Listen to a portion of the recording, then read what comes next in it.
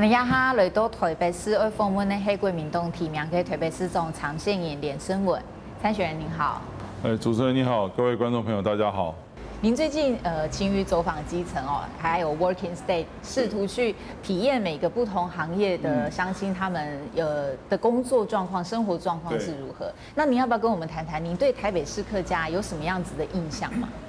是我其實第一次真正感受到這個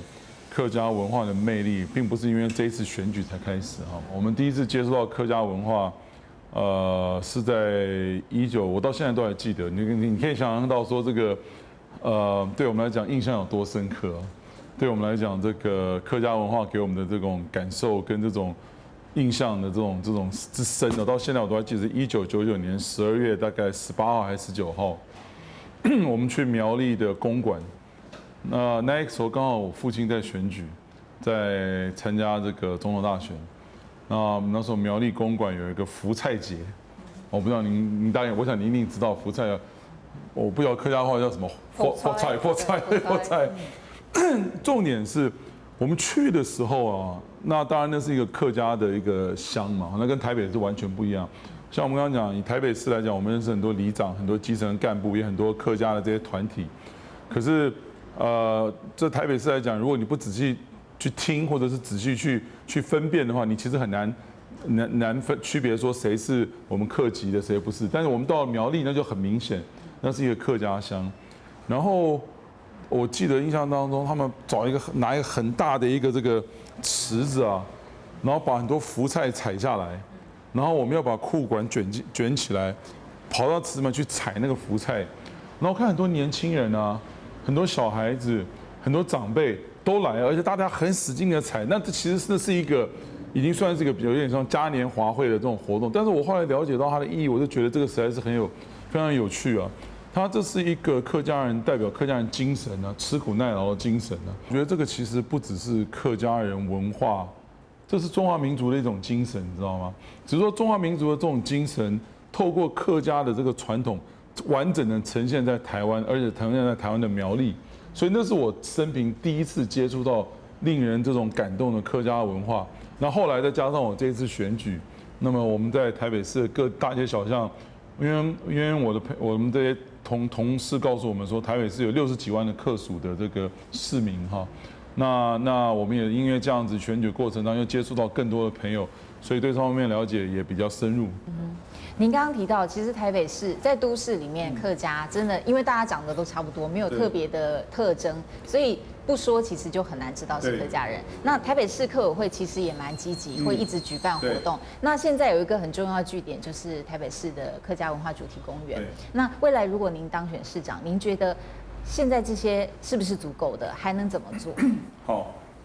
在這個我們基層訪談的各種過程當中。我跟很多客家的朋友，事實上不是只有台灣，還包括海外的客家朋友。我感覺到一個很重要的關鍵點，就是客家語言這個語言所代表的這個文化，跟它語言所代表這樣子的一個這個我們說客家的傳統的保存跟這種發揚，我覺得這是一個非常關鍵的一個議題。所以像我們很多同事告訴我們很多基層的這些里長啦，或者一些客家籍的這些我們各地的這些客家團體的負責人都跟我們講，就是說希望市政府在未來能夠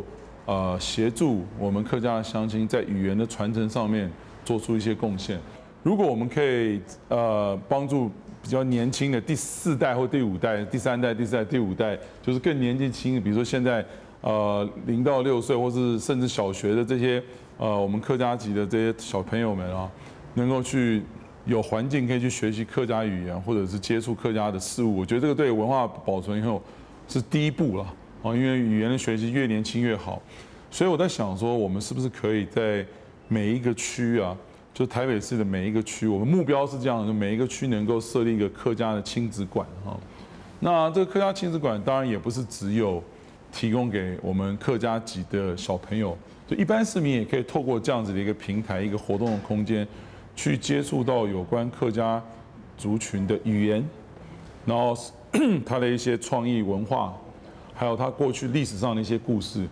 就说客家有很多典范啊，客家的族群从过去历史上的这些人物，到现在来讲有很多成功的这些故事，我觉得这些都可以透过这样子一个亲子馆的一个设置，把客家的精神跟我们作为这种人文的典范啊，很多人文故事教导给我们小朋友，不是只有客家籍的小朋友，还包括其他族群的小朋友，都可以因为这样子去学习到很多东西。您刚刚有提到语言最重要，那除了语言之外，其实在都会里面要凝聚客家乡亲活动，其实也还蛮必要的。那刚好您的对手在客家会委会成立的时候，他也有提到台北市其实很重要这个义民祭，就是也是在地重要的活动。那他有提出说，其实不见得是要政府来主办，政府只是负责出钱，民间来办。那您对台北市将来要举办义民祭，您觉得理想的状况？我想义民祭这个，我们去过新竹那义民庙，那是客家人的这个信仰跟这个我们讲宗族的一个中心哈。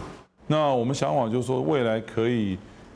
在台北市成立建设一个所谓义民爷文化会馆。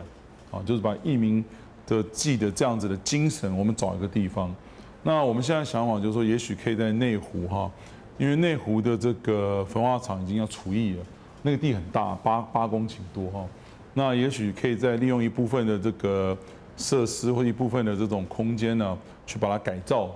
去把它这个重新的优化、重新的设计，然后甚至来讲说，我们做一些这种比较现代化的一些设计。配合我们刚刚讲的一些客家籍的这种文化传统的这种保存的一些这种比如说多媒体的啦运用啦，或者其他方面运用，把义民爷义民文化会馆，我们把对不起，应该说义民爷文化会馆这样子的一个中心设置在那里，让台北市的市民不只有客家籍的，包括所有的人都有一个地方可以去了解，然后参与。有关义民祭以及有关义民爷的种种的这种我们从历史上所遗留下来的这种客家的这种非常好的一种风俗跟习惯，这是我觉得比较实际的一个做法。其实现在提到要新建新的馆舍，其实还蛮多人会担心成为文字馆。那台北市现在现有的，譬如说主题文化公园跟一些客家会馆，它有没有办法？我在想这种会馆并不是只是为了要办义民祭而已哈。我们希望台北市能够成为未来一个，